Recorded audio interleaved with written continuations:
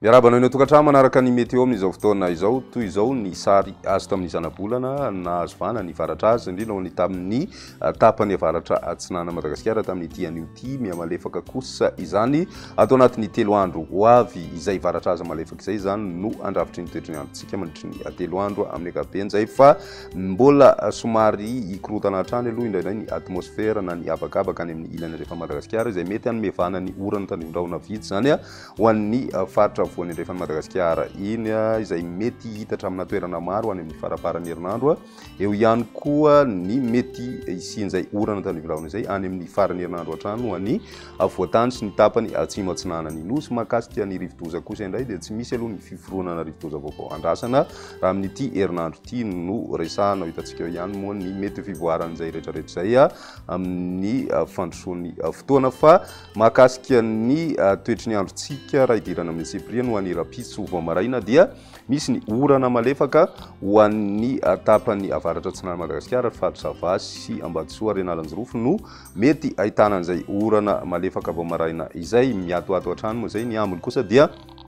maina ny andro na dia olalovan-drahona indraindray ho an'ny faritry Sofia ny amin'ny faritra loatra mangory sy ny faritra atsinanana ny toetry ny androntsika ho an'ny rapiso tolakandro misy ny orana tandrivon-drahona izay andrasana ho an'ny atatan'ny faritry Melaky sy ny distrika ny Androvazo mety voakasika an'izay ihany koa ny any Ambanja Bilibea sy ireo toerana manodididina azy eo ihany koa ho an'ny faritry Sava Ambatosoa sy Analanjofo mety hiendrika tandrivon-drahona izay ho an'ny tapakandro hariva ny ambiny kosa dia mijanona ho maina hatrany ny andro raha ny maripahana voavinavina amin'izay andro ny rapitso izay manodidina ny 9 ka hatramin'ny 7 degré celsius ny maripahana raha ho an'ny voatany ny morontsiraka atsinanana kosa 7 ka hatramin'ny 3 degré celsius ary ny any amin'ny ilany andrefana dia mahery ny 3 degré celsius avokoa aloha zany ny maripahana izay mety mahatratra hatrany amin'ny 7 degré celsius zany ho an'ny faritry Betsiboka ny toetry ny androntsika ho an'ny talata misy hatrany ny orana tandrivon-drahona indrindra ho an'ny tapakandro hariva ho an'ny tany andrefan'ny Madagasikara iny voakasika an'izany ny atitan'ny faritry Melaky Bongolava sy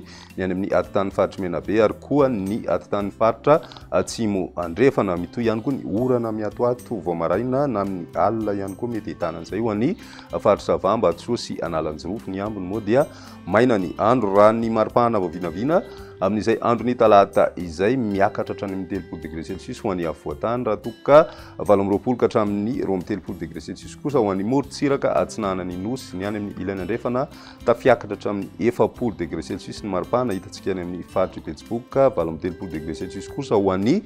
faritry Boeny ny toetry ny androntsika ho an'ny andro ny alarobia kosa indray misy ny orana tandrivon-drahona ny tapakandro hariva hatrany no itoeran'izany ho an'ny atitan'ny faritry Melaky manodidina ny distrika ny Androvazo ary koa ny faritry